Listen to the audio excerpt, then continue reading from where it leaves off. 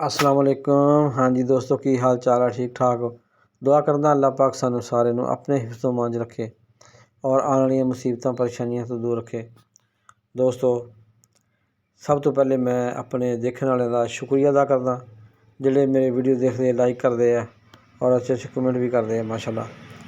तो और वो लोग पाकिस्तान चो भी देखते हैं, बाहरों भी देखते हैं, काफ़ी ममालक USA, UK, सऊदी अरब, इंडिया, बांग्लादेश और भी काफ़ी सारे मुल्क मैंने हुण वैसे भी याद नहीं है काफ़ी, क्योंकि लोकेशन पता चल जाता है कि कित्थे कित्थे लोग देखते हैं।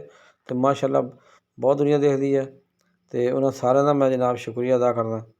तो आने वाले वक्त इस तरह जनाब तुसीं साडी वीडियो देखते रहो तो रबते रहो सारे लोग। तो सानू जनाब जो तुसीं साडी वीडियो देखते बड़ी खुशी होंदी है, तो बड़ी हौसला अफजाई होंदी है।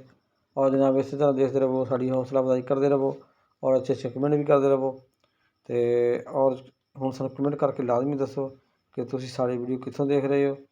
तो और जनाब मैं जिस रोड से गुजर रहे जा रहे हैं तो तुसीं लाजमी मैनूं दसो कि यह केड़ी लोकेशन है। तुहानूं मैं खास खास चीज़ां दिखा रहे हैं, नज़र आ रहा। तो तुसीं मैनूं कमेंट करके लाजमी दसना कि मैं केड़ी जगह ते किस रोड ते गुजर रहे हैं, किस रोड से किस साइड से जा रहे हैं। तो जनाब तुहानूं अगर वीडियो गौर नाल देखो तुहानूं पता चल जाएगा तो यह केड़ा शहर है, केड़ा शहर अगे आ रहा।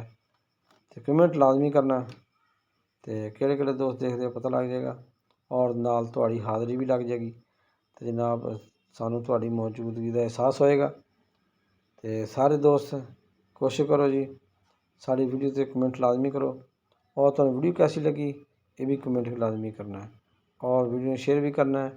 और जनाब जिन्होंने दोस्तों ने चैनल सबसक्राइब अजे तक नहीं किया वो जल्दी जल्दी सबसक्राइब कर लो ताकि साड़ी आने वाली वीडियो जी है इंशाल्लाह वो तुहाडे तक जल्दी जल्दी पहुँच सके। तो बाकी तमाम दोस्तों का असी शुक्रिया अदा करते हैं।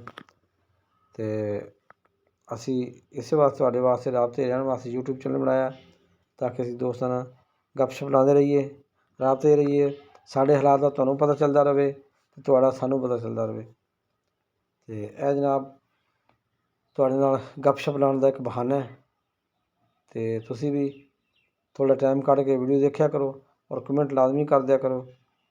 सारे दोस्त तुसीं किहड़ी जगह तो साड़ी वीडियो देख रहे हो ये लाजमी लिखो ताकि सानूं पता चल सके। तो बाकी जनाब दोस्तों का बहुत शुक्रिया अदा करते हैं, वीडियो देखते हो तो और खुश रहो।